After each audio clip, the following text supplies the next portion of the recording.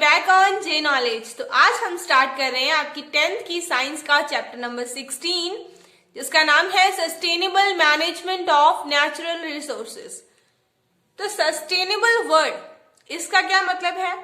Sustainable word का मतलब होता है कि रिसोर्सेज को ऐसे यूज करना कि उसको हम फ्यूचर आने वाली जनरेशन के लिए सेव करके बचा करके रख सके। तो that is sustainable management. Clear? इस सारी चीज के बारे में हमें इस चैप्टर में पढ़ना है कि कैसे हम अपने फॉरेस्ट रिसोर्सेज को, वाटर रिसोर्सेज को बचा के रख सकते हैं, उन्हें सही तरीके से यूज कर सकते हैं, पोल्यूशन से बचा सकते हैं, ताकि वो आने वाली फ्यूचर जनरेशंस के लिए सही बचे रह सके। सो नेचुरल रिसोर्सेज क्या होते हैं? नेचुरल रिसोर्सेज हमें नाम से ही क्लियर हो रहा है, ऐसे रिसोर्सेज जो हमें नेचर से मिलते हैं। So resources obtained from nature are called natural resources. कौन कौन से होंगे? नेचर से हमें बहुत सारी चीजें मिलती हैं। देखा जाए तो सारी ही चीजें हमें कहाँ से मिल रही है? नेचर से ही मिल रही है। एयर, वाटर, कोल, पेट्रोलियम, जितने भी चीजें हैं, बुक्स, पेपर, कहाँ से बनता है पेपर? ट्री से बनता है। तो सारी चीजें क्या है? नेचुरल रिसोर्सेज है। सो नेचुरल रिसोर्सेज मेनली दो टाइप के होते हैं।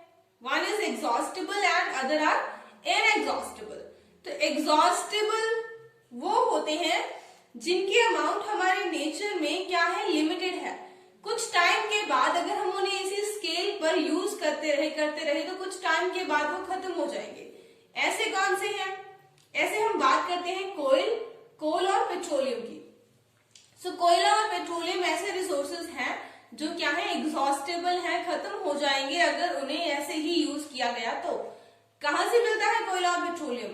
कोयला और पेट्रोलियम हमें मिलते हैं धरती के नीचे से। इन्हें हम फॉसिल फ्यूल्स बोलते हैं। मींस मिलियंस ऑफ ईयर्स पहले कुछ जानवर, जो पेड़ पौधे जो मर गए थे, नीचे दब गए थे, उन प्रेशर और टेम्परेचर की वजह से वो क्या बन गए? कोल और पेट्रोलियम में कन्वर्ट हो गए, जिनका हम आज एज ए फ्यूल यूज कर रहे हैं। तो ये लिमिटेड है अर्थ के नीचे। आने वाले 50-60 सालों में ये क्या हो जाएंगे? खत्म, अगर इसी स्केल पे इनका यूज होता रहा। So these are known as exhaustible sources which are present in limited quantity. Second one is inexhaustible. Inexhaustible का मतलब होता है which are present in unlimited quantity nature. जो हमारे नेचर में बहुत अनलिमिटेड क्वांटिटी में प्रेजेंट है कि कभी खत्म नहीं होंगे। अगर देखा जाए तो अर्थ के ऊपर ज्यादातर क्या है? वाटर है जो कभी नहीं खत्म होगा, एयर है जो कभी खत्म नहीं होगी, सोलर एनर्जी भी ऐसा ही एक एग्जांपल है। लेकिन इनएग्जॉस्टेबल सोर्सेज में भी हम इंसान है ही ऐसी प्रवृत्ति के कि हमने इनका भी खराब कर रखा है सिस्टम। वो कैसे? एयर की देख लो। एयर की क्वांटिटी आप जहां भी रहते हो हर जगह आप चेक करोगे तो एयर की क्वांटिटी क्या है? बहुत ही पुअर है। जितने साइंटिस्ट ने लेवल डिसाइड कर रखे हैं कि इतनी अमाउंट ऑफ गैसेस एयर में होनी चाहिए तो एयर हमारे लिए अच्छी है, लेकिन उससे कई गुना ज्यादा अमाउंट ऑफ गैसेस आज हम एयर में रिलीज कर रहे हैं। तो उस एयर को भी हमने पोल्यूट कर दिया है, जो कभी खत्म नहीं होने वाली थी। वाटर जो कभी खत्म नहीं होने वाला था, इसका खुद का वाटर साइकिल है, उसको भी हमने बहुत हद तक पोल्यूट कर दिया है। ग्राउंड वाटर लेवल लो हो रहा है दिन में दिन। जो नदियों का पानी है वो हमने पोल्यूट कर दिया है। गंगा रिवर की अगर बात करें, यमुना रिवर की अगर बात करें, तो उनका पानी पीने लायक बचा ही नहीं है। सोलर एनर्जी एक ऐसी बची जिन्हें हम इंसान जानकर भी पोल्यूट नहीं कर रहे हैं, लेकिन उसका भी हम अच्छे से यूज नहीं कर रहे हैं। ठीक, तो ऐसी कुछ चीजें हैं जो हमने मैनेजमेंट में पढ़नी है। क्या नेक्स्ट देखते हैं, why do we need to manage our resources. So why do we need to manage our resources? हमें क्यों जरूरत है हमारे रिसोर्सेज को मैनेज करने की? मैनेज मतलब सही ढंग से उन्हें यूज करना। तो firstly to ensure equitable distribution of the resources to all. इसलिए ताकि सबको ये रिसोर्सेज जो है वो इक्वल अमाउंट में अवेलेबल हो पाए। सिर्फ कुछ रिच लोग ही इनका यूज ना करें, सिर्फ पैसे वाले लोगों तक पहुंच के ये सब तक इक्वल अमाउंट में अवेलेबल हो पाए, उसके लिए। Second, to minimise damage to the environment while we exploit natural resources. कि नेचुरल रिसोर्सेज का यूज करते समय हम एनवायरमेंट को कोई डैमेज ना करें, इस बात का हमें ध्यान रखना होगा। फॉर एग्जाम्पल माइनिंग की अगर हम बात करें, माइनिंग क्या, खदानें, जहां से हम मेटल्स निकालते हैं जमीन से, तो वहां पर क्या करते हैं, माइनिंग करने के बाद जो स्लैग बच जाती है, स्लैग मतलब मिट्टी और कीचड़ जो उसमें से निकलता है वो बच जाता है, उसे ऐसे ही छोड़ दिया जाता है, उसका कोई ट्रीटमेंट नहीं किया जाता। जो खड्डे हो जाते हैं उन खदानों के, इन खड्डों को वैसे का वैसे छोड़ दिया जाता है, जिससे बहुत सारी जमीन जो काम आ सकती थी वो खराब हो जाती है। ऐसे ही इंडस्ट्रीज में, उद्योगों में जितना भी उनका वेस्ट केमिकल होते हैं वो सारे कहाँ, नदियों में बहा दिए जाते हैं, जिससे रिवर जो होती है वो पोल्यूट हो जाती है। सो इस चीज का भी हमें ध्यान रखना होगा। इसीलिए भी हमें रिसोर्सेज की मैनेजमेंट करना बहुत जरूरी है कि हम नेचुरल रिसोर्सेज का यूज तो करें, लेकिन ध्यान रखें कि पर्यावरण को, एनवायरमेंट को कोई पोल्यूशन, कोई डैमेज हम ना करें। Third, to ensure sustainable development. अब सस्टेनेबल डेवलपमेंट का जिक्र हमने चैप्टर के स्टार्टिंग में भी किया है। तो क्या होती है sustainable development? Meeting the basic needs of human while preserving the resource for the needs of future generation. अपनी नीड्स को, हमारी नीड्स को, जरूरतों को पूरा करना, लेकिन साथ के साथ फ्यूचर जनरेशन, आने वाली जनरेशन के लिए उन रिसोर्सेज को प्रिजर्व करके रखना। सो इन तीनों चीजों के लिए हमें क्या जरूरत है? To manage our natural resources. तो हमें हमारे रिसोर्सेज को मैनेज करके चलने की जरूरत है।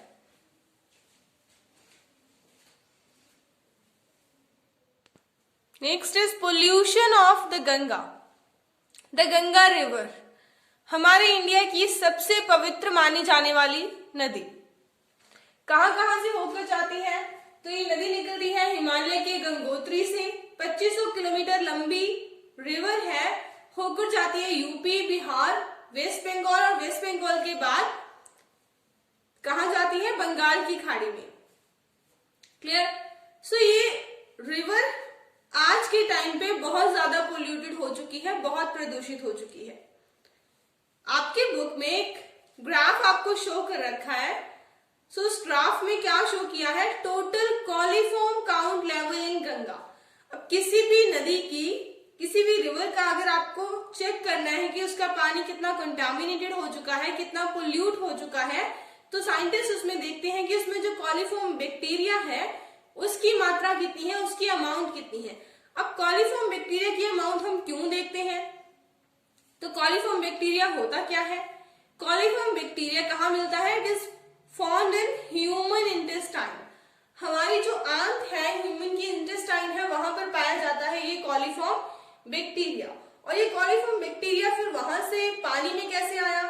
वो आया जो ह्यूमन के जितने भी वेस्ट है वो हम कहाँ रिलीज कर रहे हैं? रिवर्स में रिलीज कर रहे हैं, चाहे तो वो सीवेज के थ्रू हो, चाहे डायरेक्ट।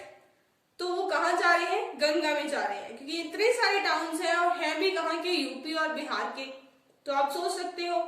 और इस वजह से अगर हमारा ह्यूमन का फीकल मैटर पानी में जाएगा तो बहुत सारी डिजीजेस होती हैं।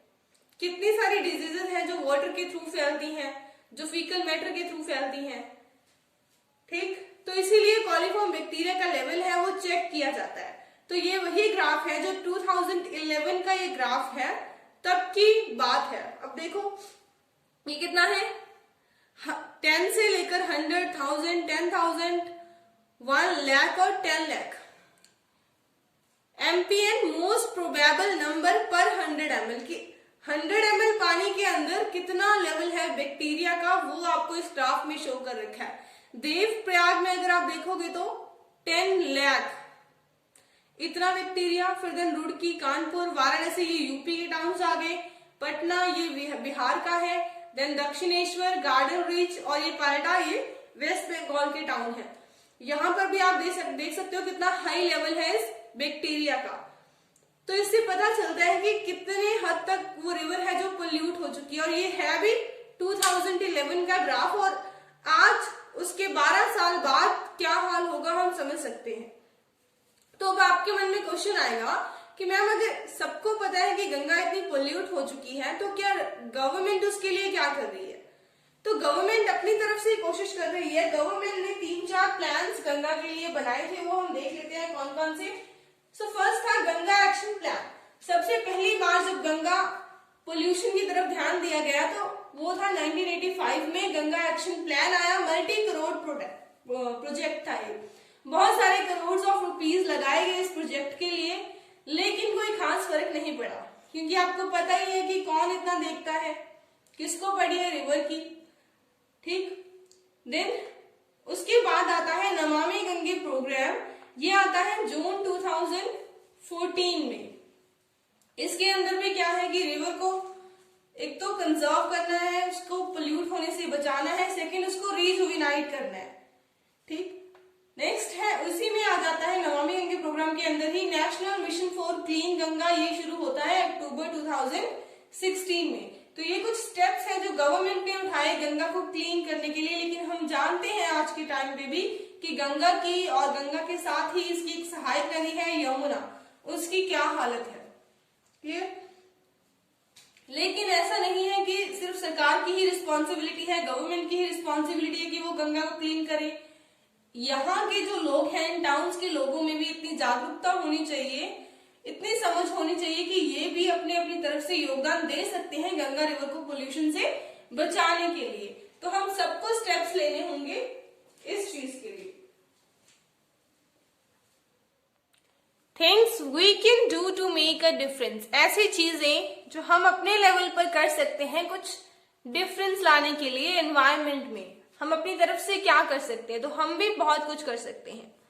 For example we can use 5 Rs in our life. हमें याद रखने होंगे ये पांचों आर किस लिए, एनवायरमेंट को सेव रखने के लिए। तो कौन कौन से हैं ये 5 आवर्स, डिस्कस करते हैं। First is refuse. रिफ्यूज मतलब नो करना, say no to things which harm our environment. ऐसी चीजों को नो कहो जिससे हमारे एनवायरमेंट को हमें नुकसान होता है। For example we can say no to the plastic bags. Plastic bag को हम यूज ना करें, उसके अलावा हम क्या यूज कर सकते हैं, we can use cloth bag, ठीक। Next R is reduce. Reduce मतलब कम करना। सो यू यूज लेस मतलब आप किसी चीज का कम प्रयोग करो। यहाँ पर किस चीज के कम प्रयोग की बात की जा रही है, इलेक्ट्रिसिटी। हमें पता है इलेक्ट्रिसिटी कहाँ से बनती है, इलेक्ट्रिसिटी बनती है कोयले से, और कोयला जो कोल है वो लिमिटेड अमाउंट में है हमारी अर्थ में, कभी ना कभी खत्म हो जाएगा, इसीलिए हमें इलेक्ट्रिसिटी का यूज कम करना चाहिए। कम इन द सेंस कि अगर हम रूम से बाहर जा रहे हैं तो लाइट्स फैंस को ऑफ करके जाएं। Water save life. हमें पानी को भी बचाना चाहिए जितना हो सके, उसको वेस्ट नहीं बहाना चाहिए। अगर कोई टैप लीक है तो उसको रिपेयर करवाना चाहिए। डू नॉट वेस्ट फूड, कभी भी हमें खाने को वेस्ट नहीं करना चाहिए। बहुत सारे लोग इस दुनिया में, इवन हमारे देश में भी हैं, मिलियंस ऑफ पीपल जो भूखे सोते हैं और हम वेस्ट कर देते हैं फूड को ऐसे ही। तो we do not waste food. Next is reuse. Reuse का मतलब री मीन्स दोबारा, यूज मतलब यूज करना। So use things again and again, चीजों का दोबारा से दोबारा यूज करना। कौन सी चीजों का हम दोबारा से यूज कर सकते हैं, प्लास्टिक के कैंस जो हमारे किचन में हम कुछ लेके आते हैं, प्लास्टिक के डिब्बे होते हैं, उनका हम यूज कर सकते हैं फर्दर किचन की स्टोरेज के लिए, दालें वगैरह मसाले वगैरह डालने के लिए हम उनका यूज कर सकते हैं। रीपर्पस। रीपर्पस मतलब किसी चीज को और किसी काम पे लगाना, मतलब कोई ऐसी चीज जो अब हमारे काम की नहीं रही है, हम लेके आए थे जिस काम के लिए, उस काम की लाइफ वो नहीं रही, तो उसको किसी और काम के लिए यूज करना। For example using product for some other purpose. जैसे कि वेस्ट जो कैन पड़े हैं अब हमारे काम के नहीं है, शायद वो टूट गए हों, उसमें हम कुछ स्टोर भी नहीं कर सकते, तो हम उन्हें क्या कर सकते हैं, we can convert them into flower pot. तो हम उनसे क्या बना सकते हैं, हम उनसे फ्लावर पॉट बना सकते हैं। Next is recycle. रिसाइकल मतलब ऐसी कौन सी चीजें हैं जिन्हें रिसाइकल किया जा सकता है, paper, glass, metals and plastic. Recycle का मतलब होता है कि जो पेपर है, ग्लास है, मेटल है, प्लास्टिक है, हम इकट्ठा करते हैं घर पे, जिन्हें हम कबाड़ बोलते हैं, और हम उन्हें बेच देते हैं। वो बिकता क्यों है, क्योंकि वो रिसाइकल होता है। यहाँ से वो जाता है फैक्ट्रीज में, फैक्ट्रीज में उन्हें फिर से दोबारा से पिघला करके मेटल्स को फिर से कुछ नया बना दिया जाता है। तो इनकी हम क्या कर सकते हैं, रिसाइकलिंग कर सकते हैं फ्रेश चीजों को बनाने के लिए। सो ये पांचों के पांचों आर हम अपने लेवल पे यूज कर सकते हैं हमारे एनवायरमेंट को सेव करने के लिए, हमारे रिसोर्सेज की मैनेजमेंट के लिए। क्लियर? सो आई होप कि आपको समझ आया होगा। आज के लिए इतना ही, बाकी करेंगे नेक्स्ट वीडियो में। Thank you so much for watching this video. और अगर सच्ची में आपको समझ आया तो कमेंट करें, शेयर करें, लाइक करें एंड सब्सक्राइब करें। Thank you so much for watching this video.